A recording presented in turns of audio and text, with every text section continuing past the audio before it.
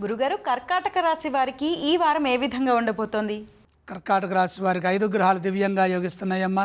ఏకాదశంలో 4 గ్రహాలు బుధ, రవి, గురు, శుక్రులు, అలాగే తృతీయంలో కేతువు. వ్యాపారంలో అద్భుతమైన శుభ ఫలితాలుంటాయి. ఉన్నత స్థితి గోచరిస్తోంది. క్రమంగా అభివృద్ధిని సాధిస్తారు. వ్యాపారంలో కలిసి వస్తుంది. విశేష ధనలాభం కలుగుతుంది. ధైర్యంగా నిర్ణయాలు తీసుకొని వాటిని అమలు చేయడం ద్వారా వ్యాపారంలో తోటివారి నుండి తగినంత ప్రోత్సాహం లభిస్తుంది. మీ ఆలోచనలకు తగ్గ ఫలితాలుంటాయి. ధర్మదేవత మిమ్మల్ని కాపాడుతుంది. మిత్రులతో కలిసి చేసే పనులు విజయాన్ని ప్రసాదిస్తాయి. పలు మార్గాల్లో అభివృద్ధిని సాధిస్తారు. సృజనాత్మకమైన ఆలోచనలు బంగారు భవిష్యత్తుని ప్రసాదిస్తాయి. ఉద్యోగంలో మేలు చేకూరుతుంది. అధికార పదవి లాభాలుంటాయి. తోటివారి నుండి శుభ ప్రశంసలుంటాయి. ప్రతిభా పురస్కారాలు కూడా లభిస్తాయి.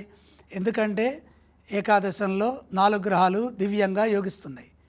కష్టానికి తగిన ప్రతిఫలం లభిస్తుంది. ఏ పని చేస్తే ఆ పనిలో విజయం ఉంటుంది. మంచి తెలివితేటలతో ఆలోచించి సరైన నిర్ణయాలు తీసుకోవడం ద్వారా ఉత్తమ ఫలితాలు గోచరిస్తాయి. ఎదురు చూస్తున్న పనుల్లో పురోగతి ఉంటుంది. శుభం జరుగుతుంది.